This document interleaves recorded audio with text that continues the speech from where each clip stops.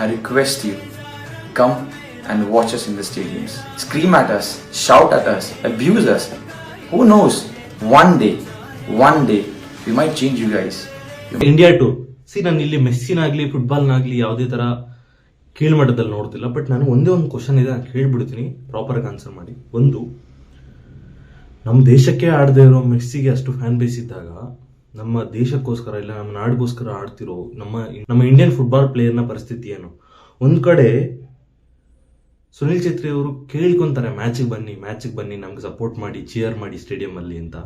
₹100 ticket ಇದ್ರು ಅಲ್ಲಿ full ಖಾಲಿ.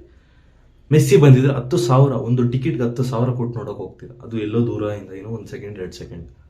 ಇಲ್ಲಿ ಹೋಗ್ತಿದೆ ಗುರು ದೇಶ, ಲಿಟ್ರಲಿ ವರ್ಸ್ಟ್ ಅಂತ ಹೇಳ್ಬೋದು. ಅಂಡ್ ಮೋರ್ ಓವರ್ ನಮ್ಮ ಇಂಡಿಯನ್ ಫುಟ್ಬಾಲ್ ಪ್ಲೇಯರ್ಸ್ಗೆ ಅಟ್ಲೀಸ್ಟ್ ಸ್ವಲ್ಪ ರೆಕಗ್ನೈಸೇಷನ್ ಇಲ್ಲ, ಒಂದು ಸ್ಯಾಲ್ರಿ ಇಲ್ಲ.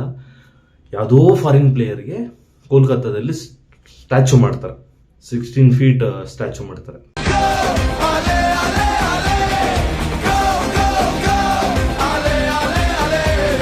ಲಿಟ್ರಲಿ ನನ್ನ ಇನ್ಸಿಡೆಂಟ್ ಆದ್ಮೇಲೆ ತುಂಬಾ ಜನ ಫುಟ್ಬಾಲ್ ಪ್ಲೇಯರ್ ಲಿಟ್ರಲಿ ಹೇಳ್ತೀನಿ ಹೋಪ್ಸ್ ಎಲ್ಲ ಕಳ್ಕೊಂಡ್ಬಿಟ್ಟಿರ್ತಾರೆ. ಬಿಕಾಸ್ ಟೂರ್ ಅಂತೆ, ಹೈದರಾಬಾದಲ್ಲಿ CM ರೇವಂತ್ ರೆಡ್ಡಿ ಅವರು CM ಅನ್ನೋದು ಮರ್ತೋಗ್ಬಿಟ್ಟು ಒಳ್ಳೆ ಫ್ಯಾನ್ ಬಾಯ್ ತರ ಅದ್ರ ಜೊತೆ ಆಟ ಆಡ್ತಾರೆ. ಆ ವ್ಯಕ್ತಿಗೆ ಫುಟ್ಬಾಲ್ ಅನ್ನೋದೇ ಗೊತ್ತಿಲ್ಲ. ಬಟ್ ಓಕೆ, ಏನೋ ಬಂದಿದ್ದಾರೆ, ಮರ್ಯಾದೆ ಮಾಡಲಿ.